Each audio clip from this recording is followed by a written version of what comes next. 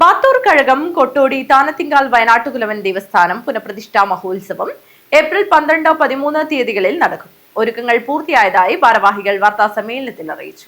ബാത്തൂർ കഴകം കൊട്ടോടി താനത്തിങ്കാൽ ശ്രീ വയനാട്ടുകുലവൻ ദേവസ്ഥാന പുനഃപ്രതിഷ്ഠാ മഹോത്സവം ഏപ്രിൽ 12, 13 തീയതികളിലായി നടക്കും. 12-ന് കലവറ നിറയ്ക്കൽ ഘോഷയാത്ര നടക്കും. പൈരടുക്കം ശ്രീ ദുർഗാ ദേവി ക്ഷേത്രം, ഒരള മാവുങ്കാൽ കൂനംകയ, നാണംകൊടൽ, നെല്ലിമൊട്ട, പയ്യച്ചേരി എന്നിവിടങ്ങളിൽ നിന്നും ആരംഭിച്ച് കൊട്ടോടി വഴി ദേവസ്ഥാനത്ത് എത്തിച്ചേരും. ബാത്തൂർ കഴകം കൊട്ടോടി താനത്തിങ്കാൽ ശ്രീ വയനാട്ടുകുലവൻ ദേവസ്ഥാനത്തിന്റെ പ്രതിഷ്ഠാ മഹോത്സവം ഏപ്രിൽ മാസം 12, 13 തീയതികൾ നടക്കുകയാണ്. വളരെയധികം ചരിത്ര പ്രാധാന്യമുള്ള ഒരു ദേവസ്ഥാനമാണ് കൊട്ടോടി വയനാട്ടുകുലവൻ ദേവസ്ഥാനം.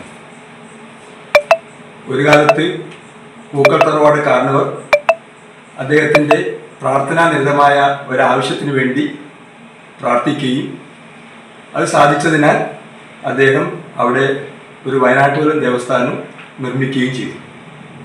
ആ വയനാട്ടുകുലവൻ ദേവസ്ഥാനം നൂറ്റാണ്ടുകളോളം കുറേ കാലത്തോളം ആ കുടുംബ പരമ്പര തന്നെ അത് മുന്നോട്ട് കൊണ്ടുപോയെങ്കിലും ഒരു 36 വർഷത്തിന് മുമ്പ് അതിൻ്റെ പരിചരണം ശരിയായ രീതിയിലാവാത്തതിനാൽ താനം കംപ്ലീറ്റ് നശിച്ചു പോവുകയും അവിടെ അതേ സ്ഥാനത്ത് തന്നെ നാട്ടുകാരുടെ കമ്മിറ്റി ഉണ്ടാക്കി പുതിയ ഒരു ദേവസ്ഥാനം നിർമ്മിച്ച് ഭഗവാനെ കുടിയിരുത്തുകയും ചെയ്തു.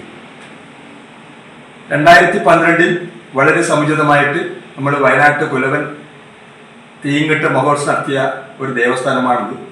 വൈകുന്നേരം 7 മണിക്ക് കുറ്റിപൂജ നടക്കും.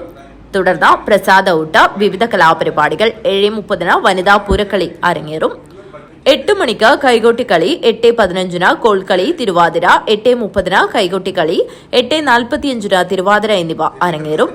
രാത്രി 9 മണിക്ക് കേരള ഫോക്ലോർ അക്കാദമി അവാർഡ് ജേതാവ് സുഭാഷ് അറുകരയും സംഘവും അവതരിപ്പിക്കുന്ന പാട്ടരങ്ങ് അരങ്ങേറും.